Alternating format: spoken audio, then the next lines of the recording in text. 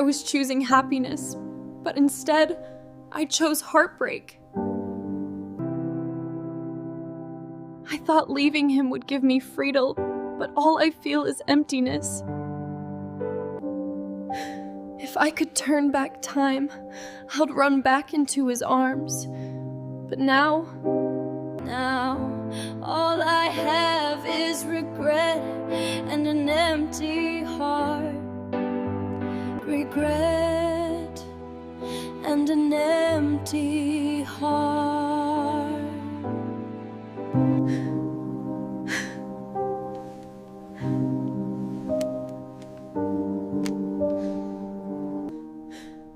What if the person you left your husband for, the one you trusted with your heart, thinking he was better, was not?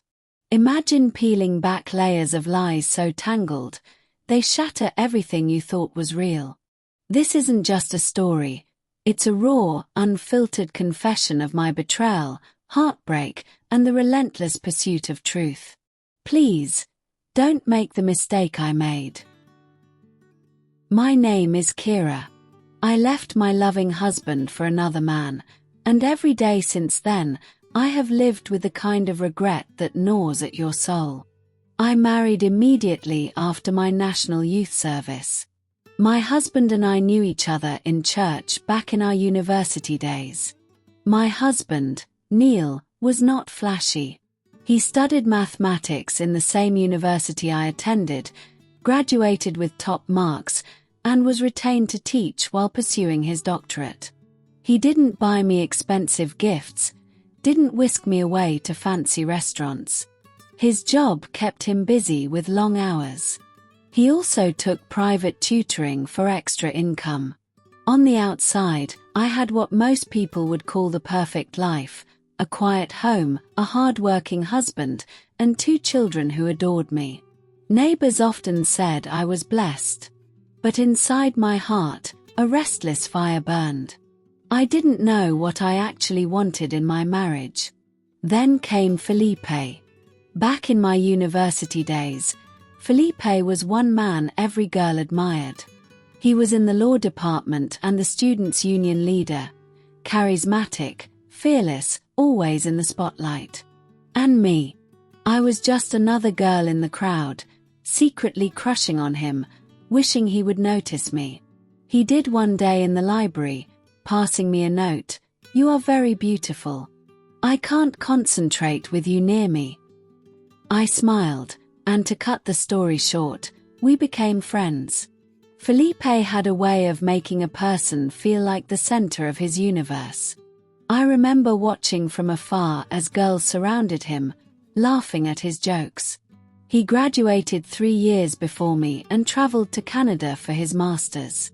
When communication stopped, I tucked those feelings away, graduated, and moved on with my life. Years later, a Facebook message changed everything. "I still remember you, Kira. I always miss you." I smiled and replied, "Thank you. Where are you now?" He said he was in Lagos. We started communicating. Then late-night calls and chats. Then came an invitation to his birthday party. I lied to Neil about where I was going. At the party was just 4 men and their spouses.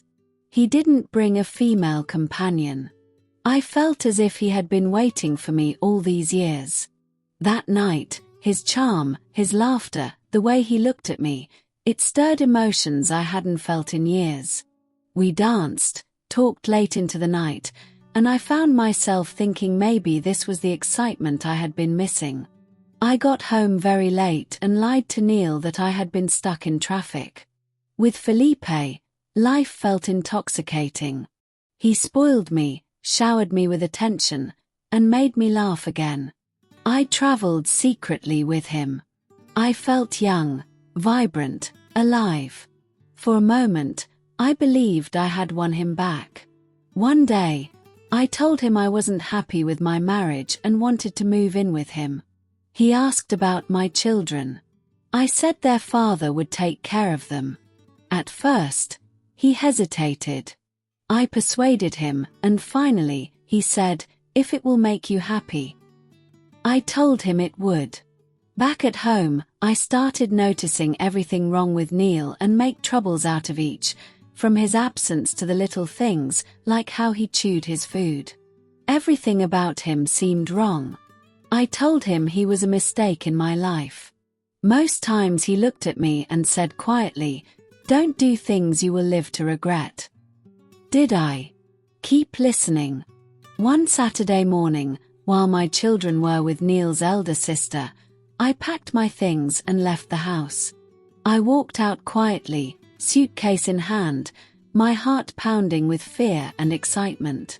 For a moment, I felt like a heroine in one of the stories I used to read, someone breaking free from the ordinary. At first, life with Felipe was intoxicating. He whispered sweet words I had longed to hear, opened doors I had never been invited to, and promised me a sparkling world. He cooked for me. Every moment felt like a stolen adventure. I laughed more than I had in years, dressed in outfits I wouldn't have dared wear around Neil, and reveled in the attention he lavished on me. Friends and family called. My mother cried on the phone, asking why I had left. Neil's family pleaded, "Please, think about the children." I tried to suppress the guilt, remembering Felipe's words, "Kira, your happiness is the issue here." Meanwhile, Neil carried on. Quietly. Steadily. The life I had left behind didn't crumble without me. He rose each day, got the children ready, cooked meals, and made sure nothing broke under my absence. And he did it without bitterness or dramatic pleas. But gradually, the excitement came with shadows. Felipe could be sharp, quick to anger when I disagreed, or even when I simply spoke to someone he thought looked at me too long. He demanded loyalty, not with gentle love, but with possessiveness disguised as care. Slowly, the man I had idolized became someone I feared, someone who drained my joy rather than filling it. Weeks turned into months. My laughter began to feel forced. The trips I once thought glamorous now felt like temporary distractions from an emptiness I couldn't ignore. Felipe's promises began to crack under the weight of reality. He had lost his oil company job a year ago but wouldn't say it. The money he flaunted wasn't endless. The charm that captivated me faded when the bills piled up. The man who once called me queen now seemed only to see me as someone to control. Arguments became frequent. I cried, begged him to love me genuinely. "Felipe, I can't live like this." I shouted one night, tears streaming, "You are lucky I even stay with you. You should be grateful, Kira," he snapped. Not long after, I realized the truth. Felipe was leaving me for someone younger. A friend told me she saw them together. The dreams I had chased for excitement were turning to dust. One afternoon, broken and alone, I wandered back to my old neighborhood. My feet carried me to the house I had abandoned. Through the window, I saw Neil at the dining table, helping our daughter with homework. Our son sat on his lap, giggling. The room glowed with warmth, with love, with life. My chest ached. Tears spilled freely. This was the home I had once called boring. This was the man I had once called small. Yet here he was, raising our children with quiet strength, filling the house with the love I would never know again. I wanted to knock, to beg for forgiveness, to collapse at his feet and cry, "I was wrong, Neil. Please forgive me." But I didn't. Shame and pride held me back. I turned away, swallowed whole by regret. Looking back now, I realize something. The crush I once had on Felipe blinded me. I thought I was choosing passion over dullness. In truth, I chose fantasy over reality. Neil's love had been steady, faithful, and true.